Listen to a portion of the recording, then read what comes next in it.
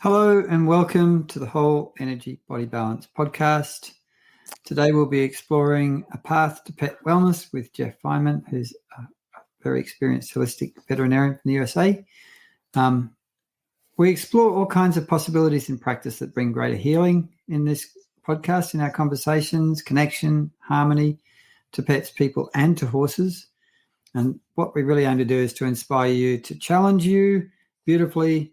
And if you want to grow and create positive change and healing in your life and the lives of the beings you care for, you are in the right place.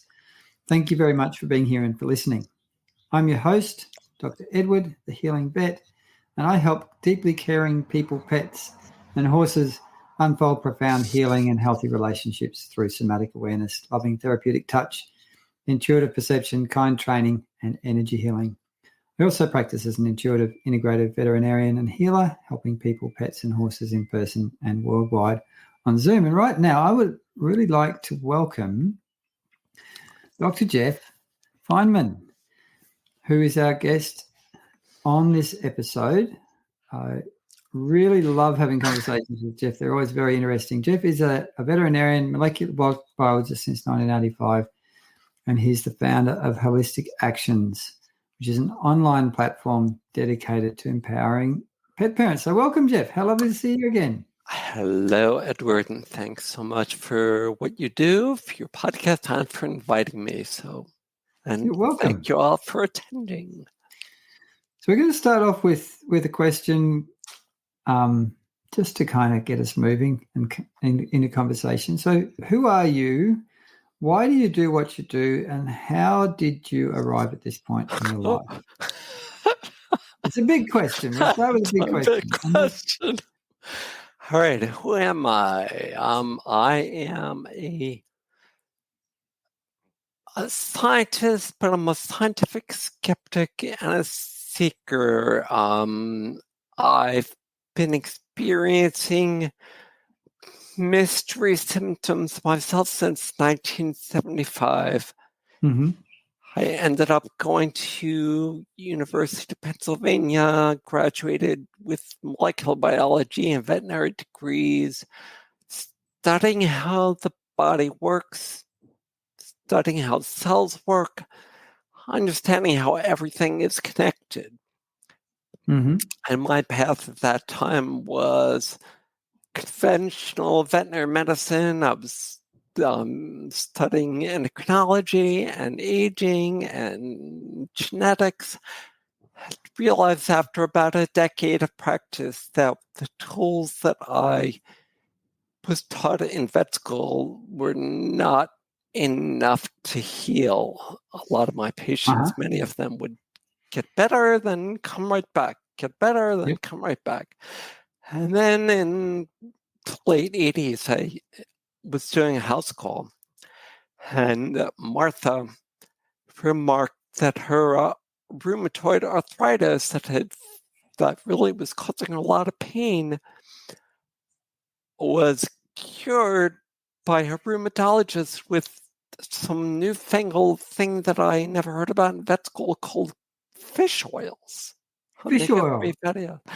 And we started her dog with arthritis on the fish oils, and I never looked back after that. It's basically a matter of investigating all these things that we never learned about in vet school.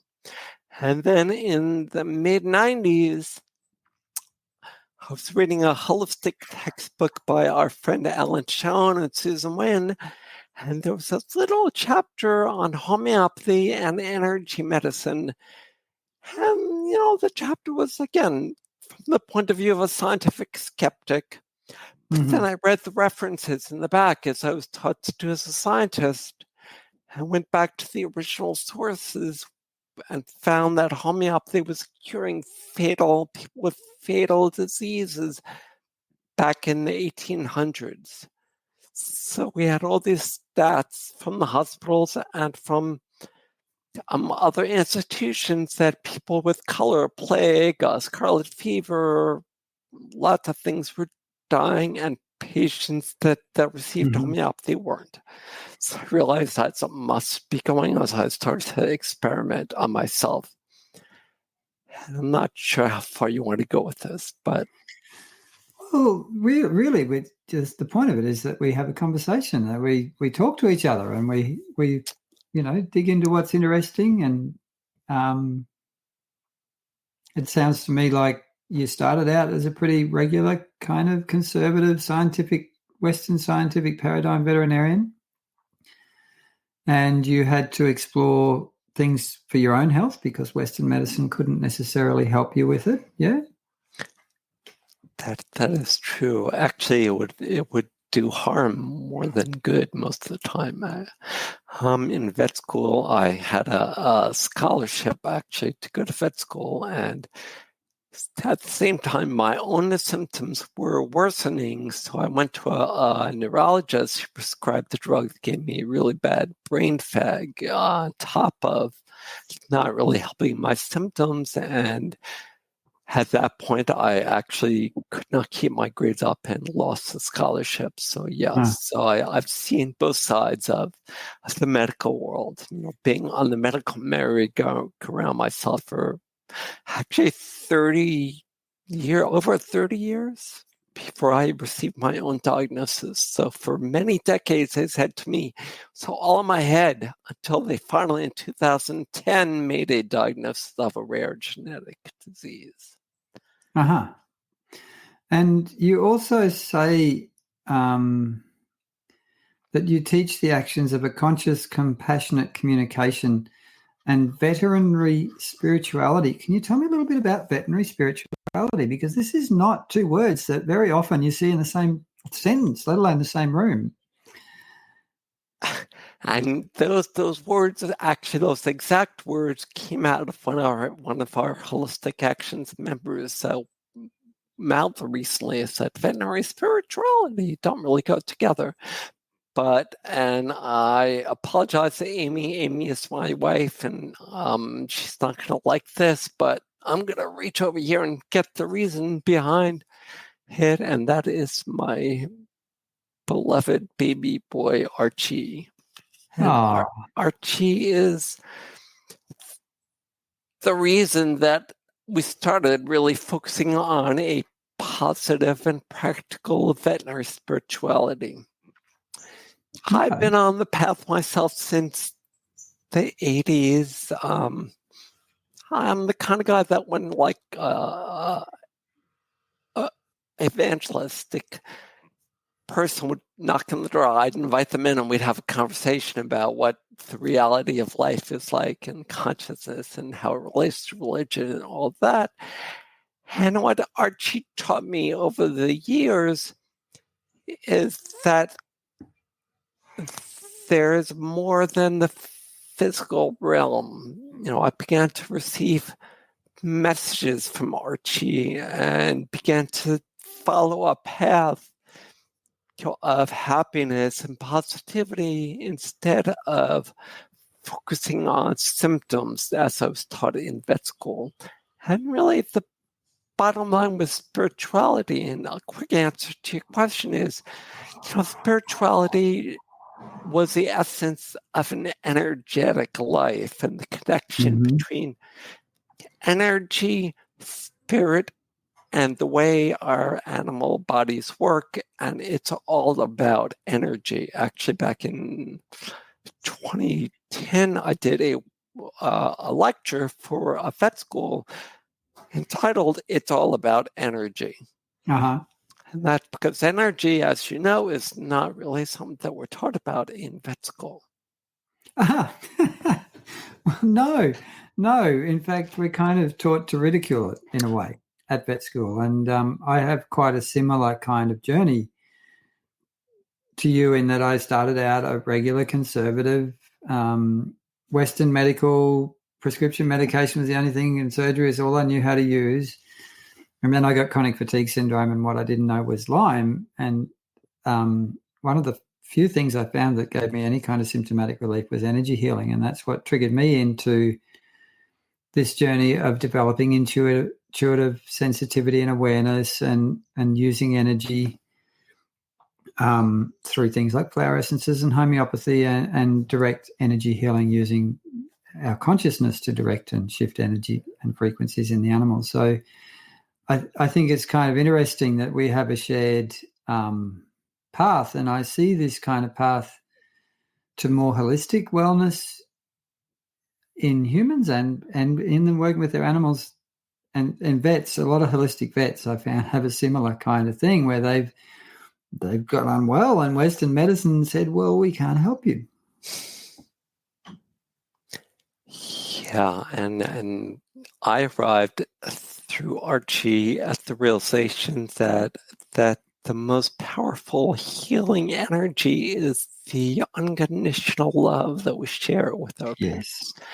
That love, which is the basis of the compassionate and conscious compassion communication method, is one of the foundation or one of the pillars of the path to pet wellness, is the conscious and compassionate communication method. So then, the path to pet wellness. I know that we could probably talk for about 3 days about this, but what's the essence of it? Well, we talked about one, and that is that unconditional love is powerful healing energy. 2 would be that you, the pet parent, has more information, more knowledge about healing your pet than any professional or anyone else in the world can, and that you can become empowered. And we actually have 3 pillars of the compassion of the path to pet wellness, and the compassionate communication method is one of them. One of them is called the Beam Blueprint. One of them is called the Vitality and Balance System, and we can certainly go into any of them that you would like. But in short, the Vitality and Balance System is the science part of the framework. It's the mitochondrial energy. It's the vitality portion of the path.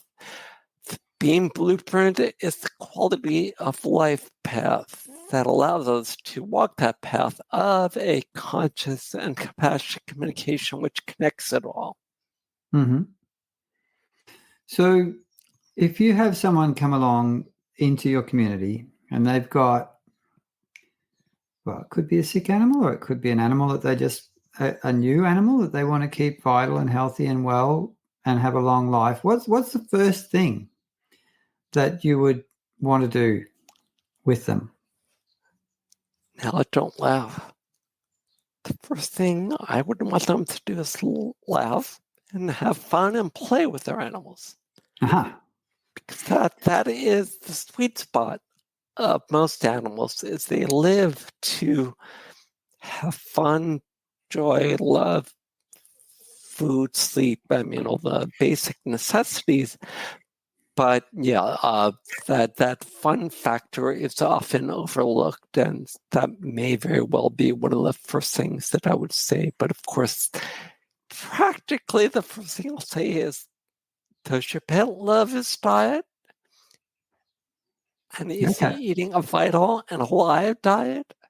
Yep. And we'll often start there because, as you know, the majority of animals eat a ultra-processed dry or wet food diet. They do, which I say is a slow poison and should not be anywhere near any animals. So just to step back, it's kind of easy to forget to smile and to laugh and to have fun in today's world, isn't it?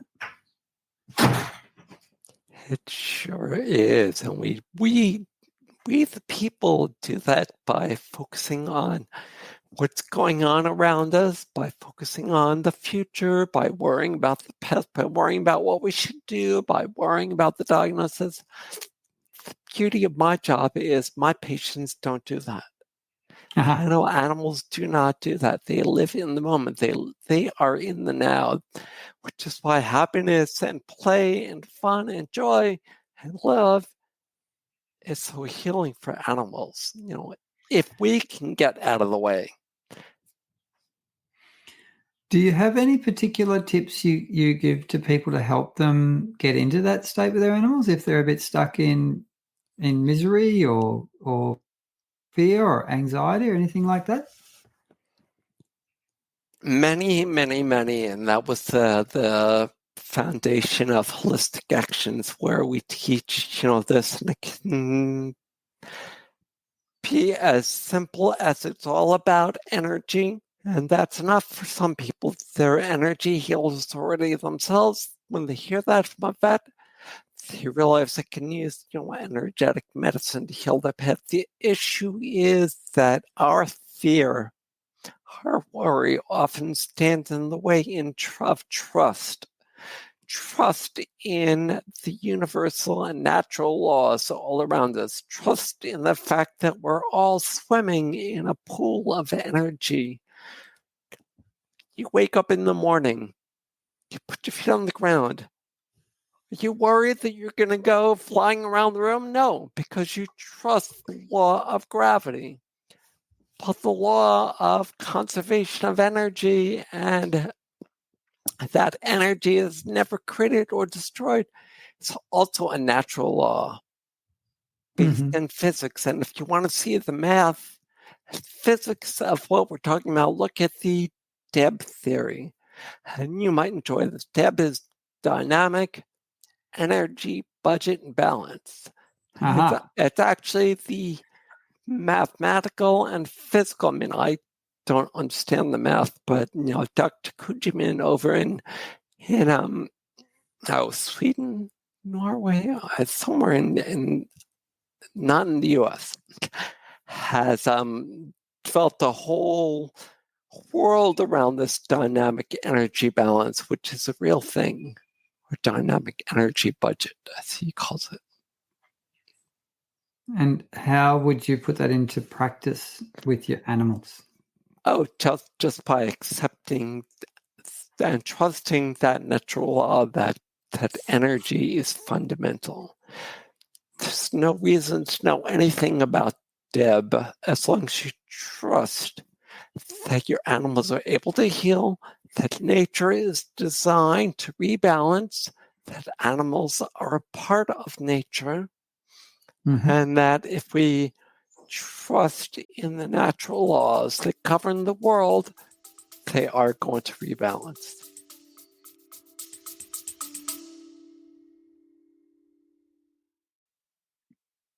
Just taking a short little break from the actual podcast itself. Thanks so much for listening.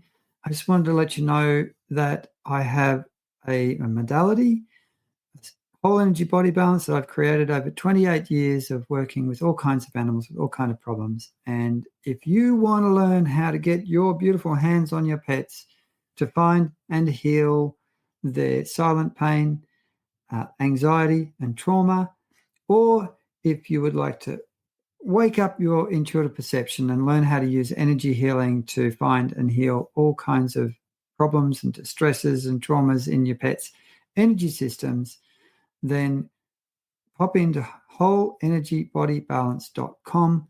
We've got home and practitioner programs so you can learn either to help your pets or you can get certified and build a beautiful business out of playing with dogs and cats all day. It's a stack of fun. And now we'll head back to the podcast.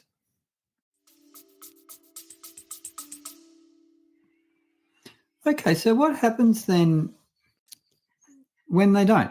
I kind of believe that there is a divine timing in life when we're born and when we transition. And do you think that sometimes the animals have an illness that's part of the shared journey of the human and the animal? And how do you deal with that when you've got a terminal kind of diagnosis? I know for a fact that you are correct, and I know that because, well, I won't even tell the story, but yeah, how do you deal with it? Recognize it, accept it, and trust it. Because you're so right. We're all, and all our animals are going to die. We all have a soul contract. We all are here for a reason and for a set amount of time. Fighting against that is the source of a lot of our anxiety, a lot of our fear, a lot of our suffering in this world.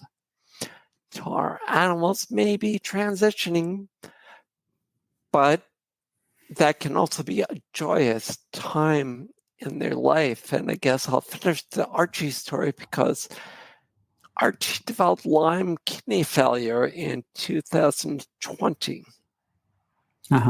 He was, and as you know, that's a virulent and often fatal disease within a couple of months. And in fact, his housemate, another rescue dog, did die from Lyme kidney disease in 2020.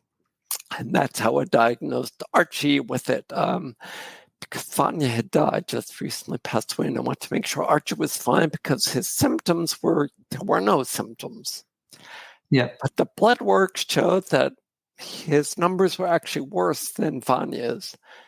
Gotcha. And it was basically his journey to 2023 when he began to show signs of kidney failure that I retested him and found that he was on his last leg, that he was in severe end-stage kidney failure.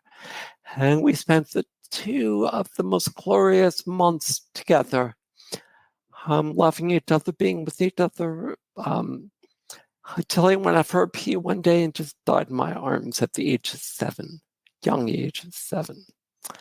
So, and I, accepting that and knowing that his energy was still with me, but his physical body was gone, and accepting what you just said, that it was just his time to transition, I was able to move on and have him here on my desk. And I said earlier that Amy is not going to want to hear any of this, and that is because she still not gotten to that space. And I believe that the more we fight against reality, the more we fight against natural laws, the more we work against the body with antis, the harder it's going to get. And that disease is created by that factor. That could be emotional, that could be lifestyle, that could be physical. So I suppose another way to think of the path to wellness is that includes life and death, right?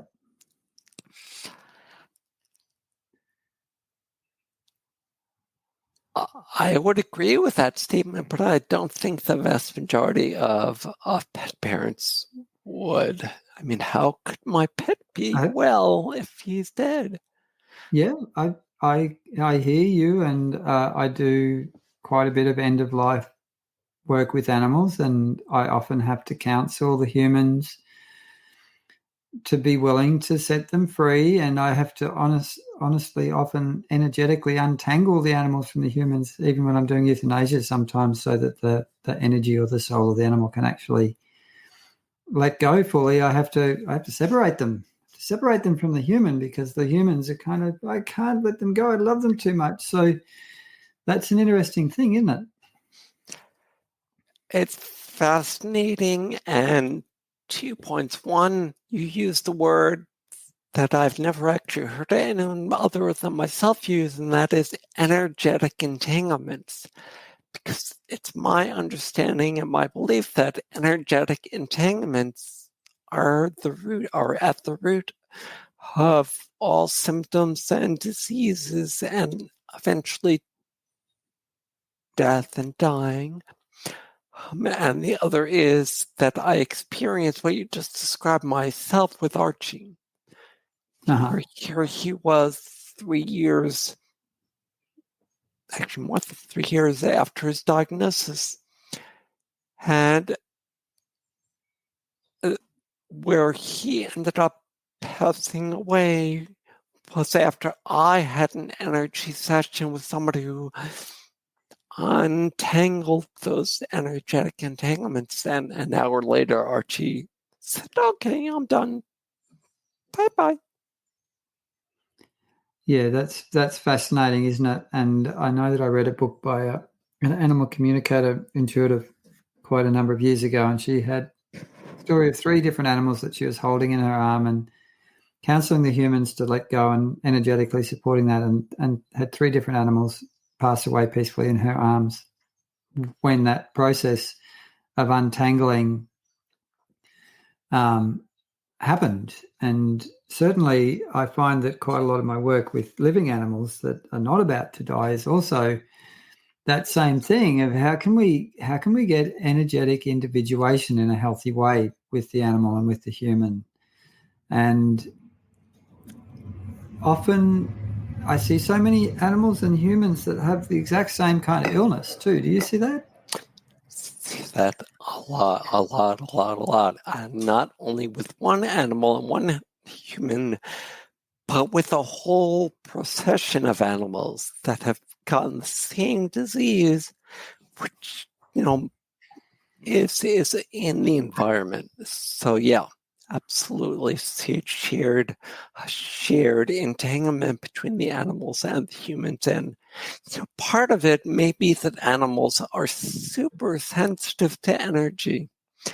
They take on our own energy, and it manifests in the physical body because the energy manifests via symptoms. Energy imbalances manifest via symptoms. When energy is flowing smoothly, then life is good. Everything is there are no abnormal symptoms. And we say, just go with the flow. Just go with the flow of nature. Don't obstruct that flow, and everything will be okay. So, symptoms. Do you think that you can find problems in the energy systems before they become physical, and then kind of heal things before they become what our kind of physical reality sees as a disease?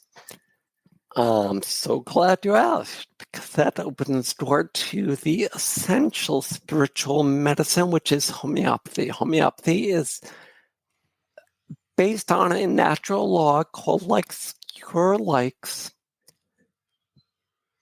but it evolved from working with the physical substance all the way to working with the energetic spiritual substance. That's where a lot of the controversy comes in nowadays, because people think homeopathy is all about using these non-medicine medicines.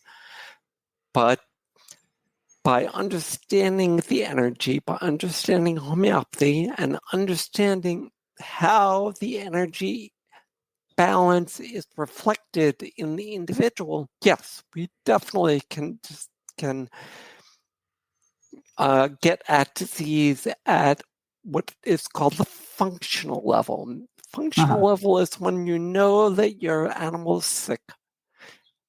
You go to the vet, they run all the tests, they do an exam, and they say your animal's fine. Just go home and not worry about it, but you go home. And oh yeah, you're just imagining it.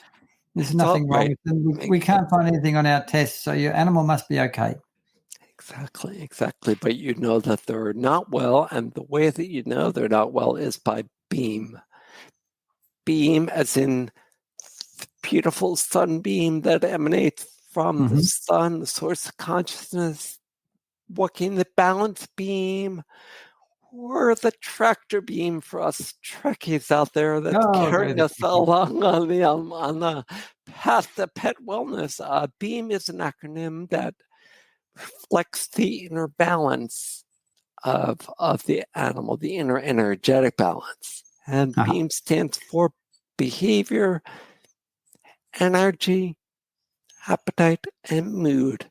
And if you would like, I'd be happy to break them down, but basically we give all the animals a BEAM score, where 10 out of 10 is like living their best life.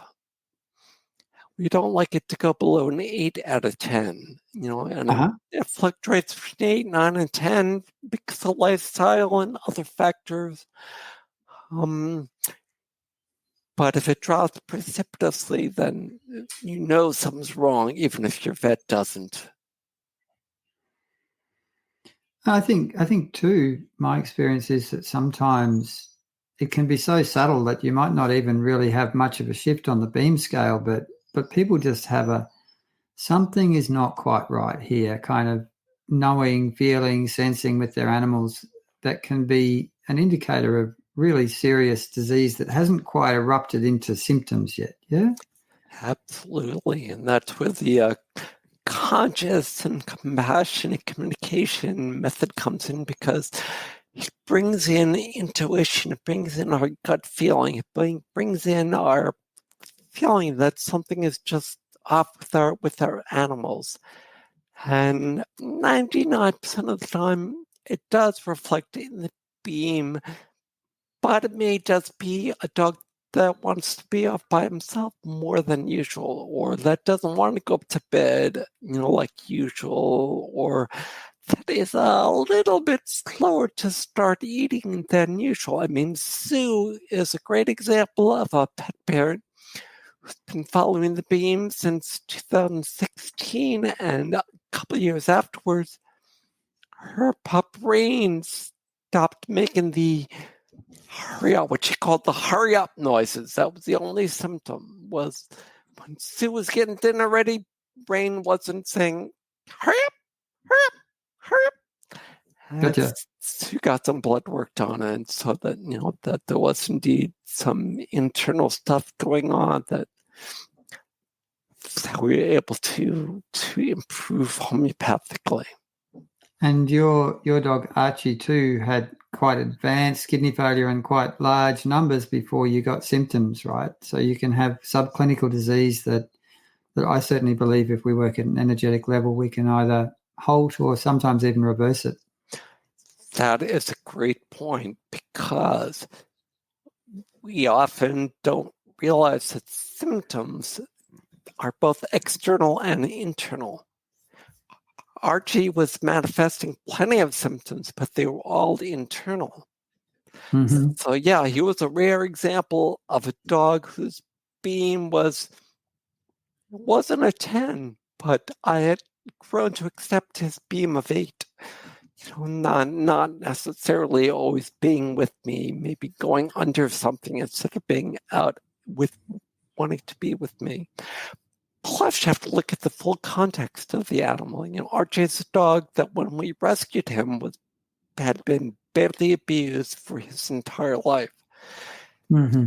And his path with me went through ear infections, allergies, chronic diarrhea, colitis, tumors. I mean, all these things were resolved until his body said, no, I'm done. And that goes back to what we talked about at the beginning of the conscious compassionate communication method, that sometimes we have a soul contract. They have a soul contract that says, you're here for a reason. You're going to teach your pet parent, how to be a conscious pet parent. Yeah. Then you can move on. I strongly believe that one of the primary kind of soul level purposes of our companion animals and pets is to crack our hearts open. And I believe that the most effective way they do that is when they're gone and the grieving process. What do you think of that? I could not agree more. Again, having witnessed it myself between January when Archie passed and now, and I am a different person than I was even a year ago when I first attended the IIC conference at the University of Saskatchewan, and I realized that all this woo-woo stuff that we're talking about is actually science and being taught in the university and backed up lots of research. So yeah, I mean, I realize that as scientists that intuitive interspecies communication, or what you call the animal communication, is a real thing, and it's a real thing that dates back thousands of years. Because as you know, all of the indigenous wisdom of the world is based on that spirit, that unseen energy that surrounds us, and that is both life and afterlife. I at the moment are doing an online program with a woman called Elizabeth Jenkins, who spent 34 years with the Q'ero elders, the Peruvian indigenous people. And they talk about everything being living energies. They don't even have a word like the word it in their language. There is nothing in their language that turns anything into an object. Everything is revered as being alive and conscious, which I think is a really beautiful way to live life. And certainly it's changed my life a lot, shifting my perspective to more and more an animist type understanding of reality and my animals and my life. Would you do me a favor and tell me your definition of being an animist? Oh, it's basically everything is alive. Everything is alive. The rocks, rock? the trees, the dirt, the rivers, the streams, the sky, the animals, everything is alive. The stars, the whole universe is filled with living energy and intelligence. Bravo. I mean, there's so few of us that are recognizing that at this point, and there are many, many human practitioners that are, and there's a movement called eco-fluency that teaches just what you're describing, communication with the four winds, communication with the sun, the other elementals. And Dr. Saskia Vantis is also a hard scientist who has arrived at this place where she now has originated and is teaching eco-fluency. And I do recommend everyone take Dr. Vantis' eco-fluency course. Oh, I'll have to think about that. I suppose another thing that makes me kind of think about is the challenge of scientific exploration of things that involve subtle energy and consciousness. Now, we know that the consciousness of the experimenter affects the outcome, and all our A-grade studies are designed to account for the fact that what the researcher thinks will happen affects the outcome. But there's a growing body of research that shows that energy healing interventions can definitely do something that is greater than a placebo. But when they go to replicate it, they tend to run into difficulties in replicating it. And what I think happens is, this is my little theory anyway, is that a lot of the people who are replicating it don't believe it's going to work. And I think that there's a stronger effect of consciousness when you're in these subtle realms than the more kind of grosser things like testing a drug. What's your thoughts on that? I could not agree more. However, there is the very subtle energy. I mean, I'll give you a quick story. In the 90s, when I was first discovering energy medicine, I had really painful carpal tunnel. And nothing was, the braces, medications, and all the therapy, nothing was helping. I finally ended up at this woo-woo Reiki master's house in Greenwich. I had never heard of Reiki. Well, P.S. after 3 sessions, I had no more carpal tunnel. I never have ever since. So, That's a great example of more subtle energy, but it was used by somebody who believed strongly and somebody who was open-minded, willing to accept whatever happened. That is the case for a lot of subtle energetic healing, whether it's intention, whether it's Reiki, whether it's the flower essences. But there are a few things that physically move energy in the body, like massage and touch, acupressure, acupuncture, and homeopathy. Of all those, homeopathy is the only one that I know that uses symptoms as a guide. So just in other words, I can see a red ear and trace it back to its energetic roots. even after a course of massage or chiropractic or acupuncture. Mm-hmm. So going back to that dog that you mentioned earlier that, was already doing everything but couldn't be helped. I really, really, really strongly feel that scientifically they can be helped with homeopathy. Yep. Look, miracles happen. In Western medicine, they call them spontaneous remissions. And I love Dr. Turner's radical remission movement, which is based on the energy flow. It's based on love. It's based on connection. It's based on all of the same things that make up the path to pet wellness. So radical remission, the blue zones where people live the longest in the world, they're all flow research is deep neuroscience. There's now science called psychoneuroimmunology that connects PNI for short. But oh darn, I got the book upstairs. But years ago there was a book called, and you may have heard of this, called Anatomy of an Illness by Norman Cousins, where he was a skeptical but open-minded journalist who had developed a chronic, painful, debilitating disease that he basically laughed away. Laughter put him back in the flow. Joy, happiness put him back in the flow so his body was able to self-heal. Call that a spontaneous remission. Call it what you want. UCLA thinks it's real, and that's why the Psychoneuroimmunology Center at UCLA is called the Norman Cousins Center.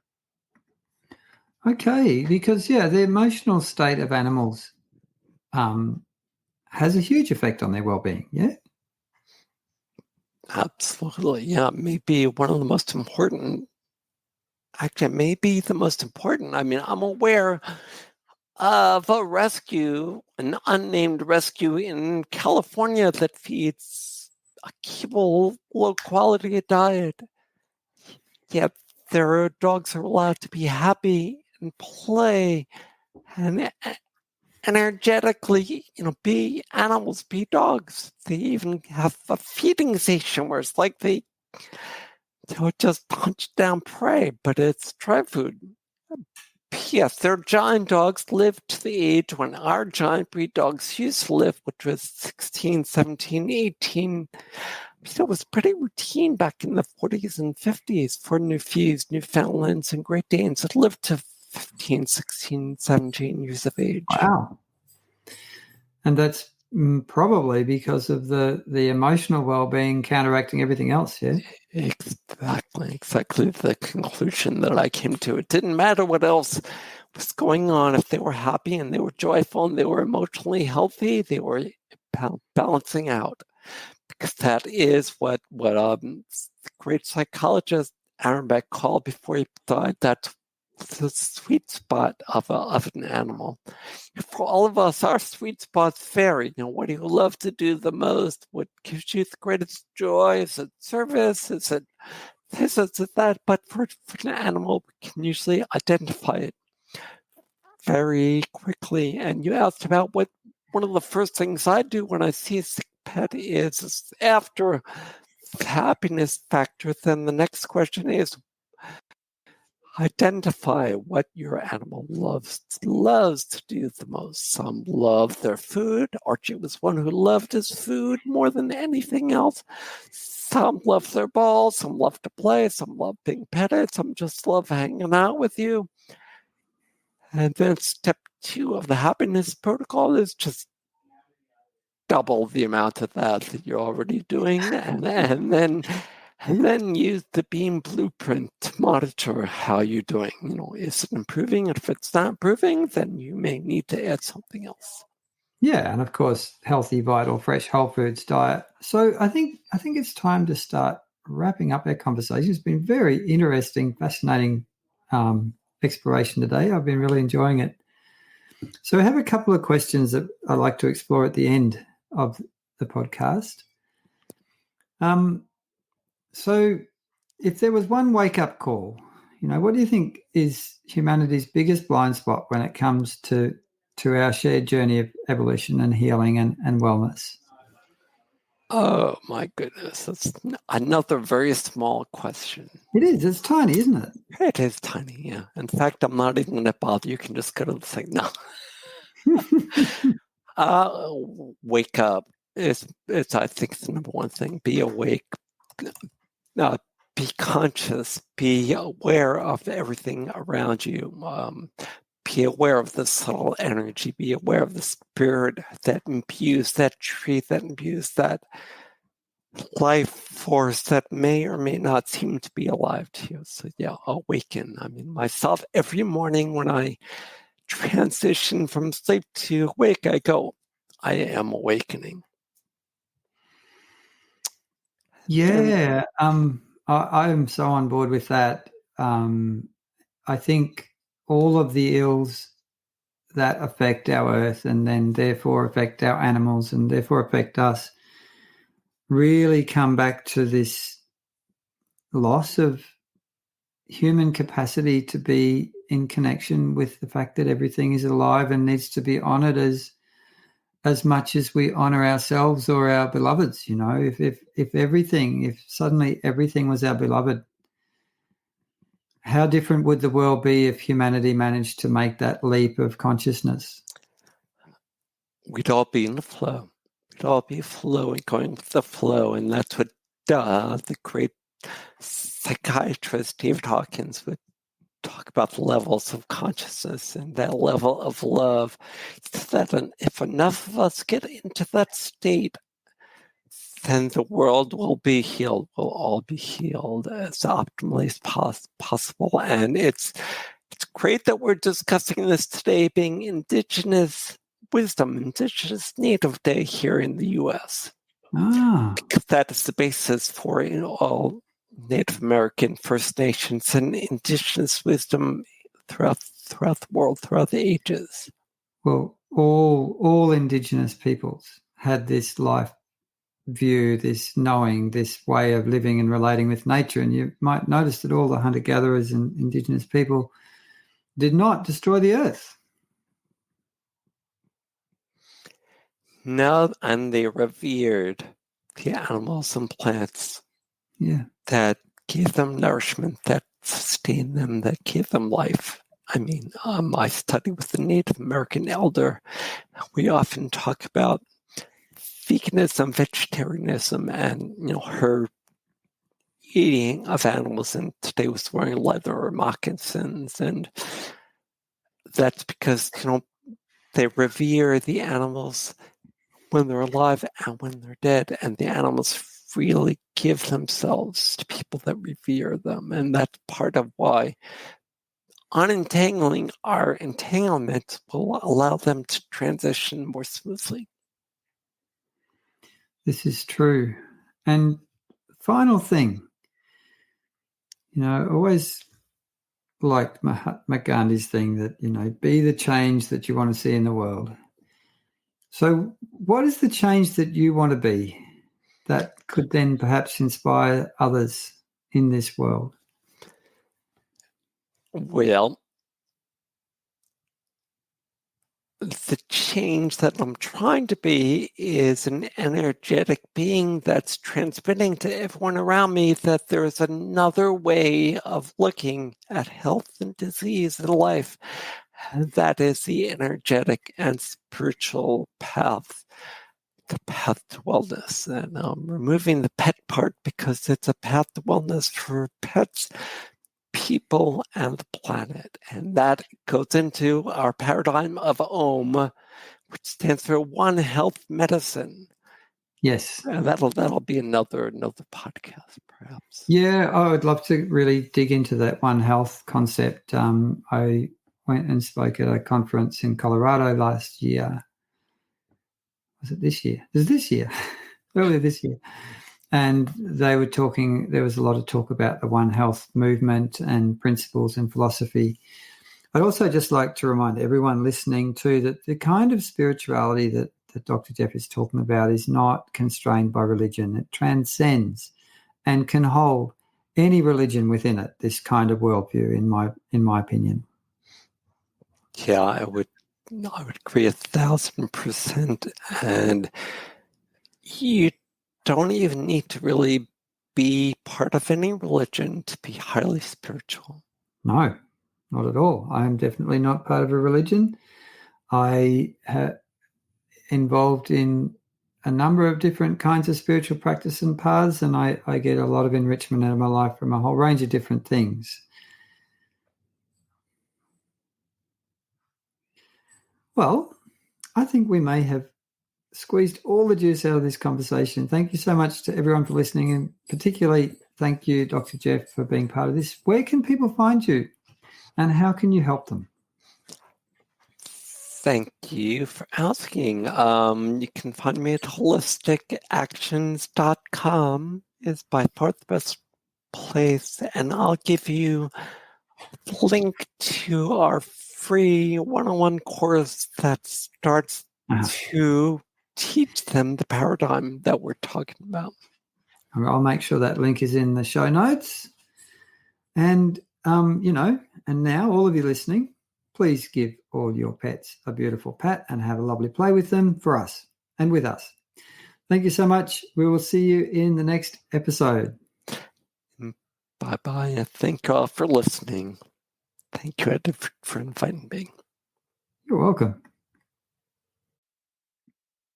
Just taking a short little break from the actual podcast itself. Thanks so much for listening.